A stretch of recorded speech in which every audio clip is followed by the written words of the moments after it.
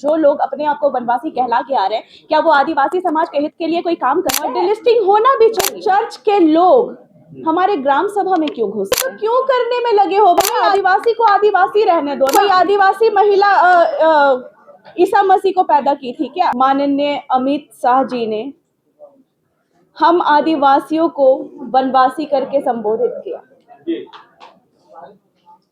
ये वनवासी जो शब्द है वो कौन से संविधान में लिखा है और आदिवासी को कहां से संबोधित किया गया है कि आदिवासी वनवासी है? वनवासी और आदिवासी में डिफरेंस पता नहीं है क्या? हमारे मान्य आज भी मन करता होगा कि उन्हें पत्ता ही पहनना चाहिए, तो वो लोग वैसे जगह में गए थे और उन्होंने वो वनवासी शब्द को एक्सेप्ट भी किया। और बाकी हम तो यहाँ जितने लोग हैं हम सब आदिवासी हैं। बाकी वनवासियों का पता नहीं कि वो वनवासी हैं, अपने आप को एक्सेप्ट कर रहे हैं तो दैट्स गुड, और नहीं कर रहे हैं दैट्स वेल एंड गुड। और बाकी लोगों का क्या सोचना नहीं पता। और मैं ये भी कहती हूँ कि जो लोग अपने आप को वनवासी कहला के आ रहे हैं, क्या वो आदिवासी समाज के हित के लिए कोई काम कर रहे हैं? क्या वो आदिवासी समाज को आगे बढ़ाने के लिए कुछ कर रहे हैं? डिलिस्टिंग जैसा शब्द उठाते हैं, मैं समर्थन करती हूँ और डिलिस्टिंग होना भी चाहिए, ताकि आदिवासी समाज की जो एसटी कैटेगरी में आने के तहत जो उनकी आरक्षण है वो उनको बकायदा मिले। जो आदिवासी समाज के लोग हैं जो धर्मांतरण कर लिए हैं उनको ऑलरेडी डिलिस्ट कर देना चाहिए। लेकिन डिलिस्टिंग हो तो सबसे हो, चाहे हिंदू हो, मुस्लिम हो, सिख हो, ईसाई हो, आदिवासी कहीं भी धर्मांतरण करता है तो उसका डिलिस्टिंग होना चाहिए। आदिवासी को आदिवासी रहने दो ना। क्यों कभी ये कहना कि सरना ईसाई एक माँ के बच्चे हैं? क्यों कोई आदिवासी महिला ईसा मसीह को पैदा की थी क्या? तो कहां से हो जाते हैं ये लोग? और कौन है ये लोग कि समाज को तोड़ने की कोशिश करते हैं? आदिवासी समाज आदिवासी है। और मैं कहना चाहूंगी कि जो हमारे पेशा कानून के अंतर्गत आता है, पेशा कानून अधिनियम 1996 की अगर मैं बात करूं तो उसमें पेशा कानून को क्यों बनाया गया, जिसमें हमारी जल जंगल जमीन, हमारी संस्कृति, हमारी परंपरा, हमारी रीति रिवाज, सारा चीज संरक्षित रहे, हमारी खनिज संपदा संरक्षित रहे। लेकिन आज मैं कहती हूं कि ये धर्म को जो संरक्षण करने की बात आती है वो आज कहीं ना कहीं खोता जा रहा है। इसलिए खोता जा रहा है कि आदिवासी समाज में जोर शोर से धर्मांतरण हो रहा है। और धर्मांतरण होने का एक ही रीजन है कि हमारा जो ग्राम सभा की जो व्यवस्था है उसको ढीला पड़ना।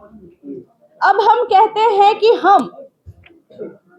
अगर हमारा कोई पहान है तो वो चर्च में तो वो नहीं जाता है टिक्का टिप्पणी करने या उनको ज्ञान देने, तो कोई चर्च का पादरी या फिर चर्च के लोग हमारे ग्राम सभा में क्यों घुसते हैं?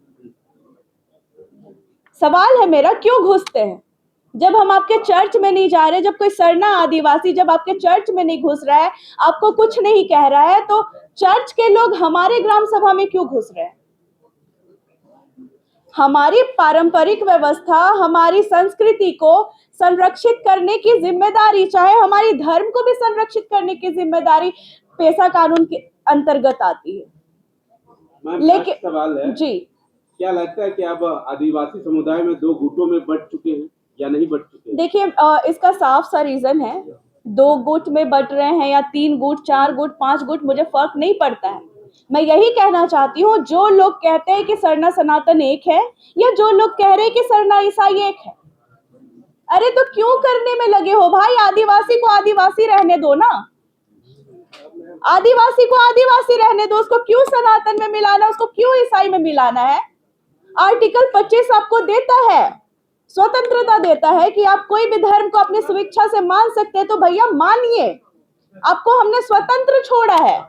लेकिन अगर आप कहिएगा कि आप धर्मांतरण कर लेने के बाद भी अगर आप कहिएगा कि नहीं हम तो आदिवासी ईसाई हैं, नहीं हम तो आदिवासी हिंदू हैं, तो ये गलत है, ये सरासर गलत है।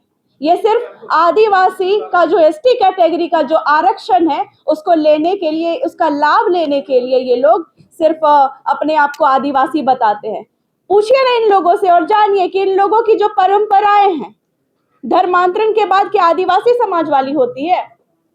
आदिवासी की जो रीति रिवाज परंपराएं हैं, अगर मैं धर्मांतरण कर लेती हूं तो क्या मेरी परंपरा वही रह जाएगी कि मेरा कल्चर चेंज हो जाएगा? ऑब्वियस ही बात है, चेंज होगा। तो आदिवासी समाज का क्या बचता है? तो ये कहना गलत होगा। अगर आप ईसाई धर्म को मान लिए हैं तो स्वेच्छा से मानिए, और अपने आप को आदिवासी कहना चाहते हैं तो हमारे आदिवासी समाज में घर वापसी का दरवाजा खुला हुआ है। आप लोग वापस आइए, और नहीं आना चाहते हैं तो आप गर्व से कहिए कि हम ईसाई हैं, आप गर्व से कहिए कि हम हिंदू हैं, आप गर्व से कहिए आप मुसलमान हैं। चाहे आपको जो भी धर्म को मानना है मानिए, लेकिन आदिवासी को आदिवासी ही रहने दीजिए, उसको किसी और से मिलाने की कोशिश मत करिए। सवाल है आपका।